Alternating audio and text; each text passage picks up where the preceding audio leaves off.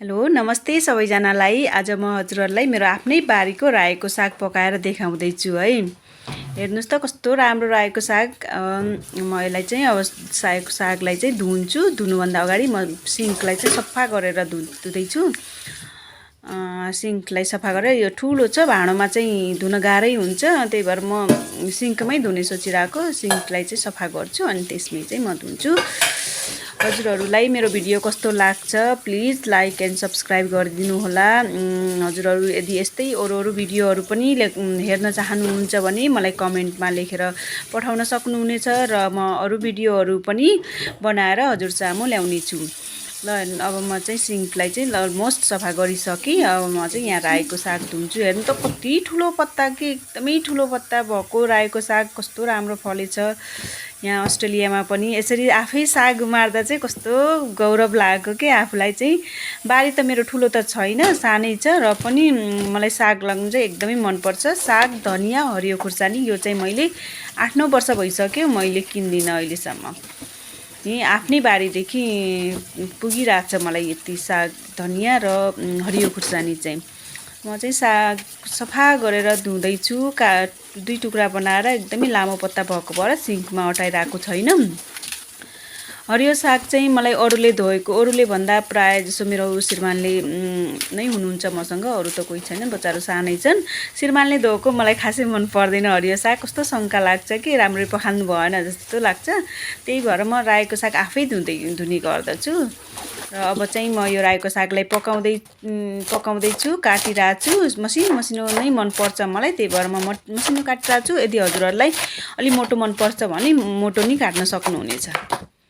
अब म यो रायोको साग काट्छु, त्यसपछि चाहिँ म यसलाई चाहिँ पकाउने छु र हजुरहरूलाई म पुरै भिडियो बनाएर देखाउँदैछु है त। ल मैले चाहिँ ओभन अन गरेँ। अब तेल चाहिँ हजुरहरूलाई जुन तेल मनपर्छ त्यही तेलमा पकाउन सक्नुहुनेछ। Vegetable oil, mustard oil, any oil. रायोको सागमा चाहिँ म धेरै जस्तो मसलाहरू चाहिँ धेरै राख्दिनँ। अलिकति मेथीको दाना अनि सुकेको खुर्सानी र अलिकति लसुन छ भने जिराको दाना नि हाल्दा हुन्छ, तर आज मसँग छैन जिरा चाहिँ, त्यही भएर मैले राखिनँ। मेथी अनि रातो खुर्सानी र लसुन मात्रै राखेर म पकाउँदैछु आज रायोको साग। रायोको सागलाई चाहिँ प्रायः जस्तो चाहिँ म अलि बिहानै धोइदिन्छु। दिउँसो पकाउने भएपछि, बेलुका पकाउने भए म दिउँसो धुन्छु, किनकि अलि रायोको सागमा पानी धेरै आउने भएको भएर। त्यही भएर चाहिँ म छिटै धुन्छु। अनि छिटो धोयो भने चाहिँ 3-4 घन्टा अगाडि धोयो भने चाहिँ पानी त्यति फुट्दैन। अनि यो रायोको सागलाई म नढाकिकन अलि हाई फ्लेममा बनाउँछु। त्यसो गर्दा चाहिँ अलि पानी थोरै आउँछ। नुन चाहिँ हजुरले आफ्नो स्वादअनुसार राख्नु होला। म नुन थोरै खान्छु र म थोरै नै राखेँ मैले नुन चाहिँ।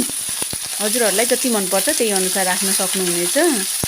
यसलाई चाहिँ नछोपिकन बेला बेलामा चलाइरहनुपर्छ 1-2 मिनटमा चाहिँ। अनि रायोको साग पाक्न त्यस्तो धेरै टाइम पनि लाग्दैन। यो चाहिँ एकदमै हेल्दी, छिटो बन्ने, सजिलो भएको भएर म चाहिँ रायोको साग प्रायः कुनै सागमा नि म छुटाउँदिनँ यसलाई चाहिँ। अरू तरकारी, मासु जे भए पनि हरियो साग चाहिँ मेरो जहिले नि हुन्छ खानामा, चाहिँ कहिले नि छुट्दैन। ल म चाहिँ यो सजिलो, छिट्टो अनि एकदमै मनपर्ने, हेल्दी पनि भएको भएर, स्पेसली मेरो आफ्नै बारीको भएको भएर म चाहिँ प्रायः अलमोस्ट एभ्री डे नै मेरो हरियो साग हुन्छ। बिचमा चाहिँ 1-2 महिना चाहिँ छुट्छ, त्यो अफ सिजन भएको भएर, otherwise it's always there. Okay, ल अब चाहिँ यो रेडी भइसकेछ, हजुरहरूले खान सक्नुहुनेछ। ल यो भिडियो कस्तो लाग्यो हजुरहरूले कमेन्टमा मलाई लेखेर पठाउनु होला। र यसपछि म हजुरहरूलाई अरू भिडियोहरू पनि सेयर गर्नेछु, अरू खानाहरू पनि है। ल त बाई अहिले।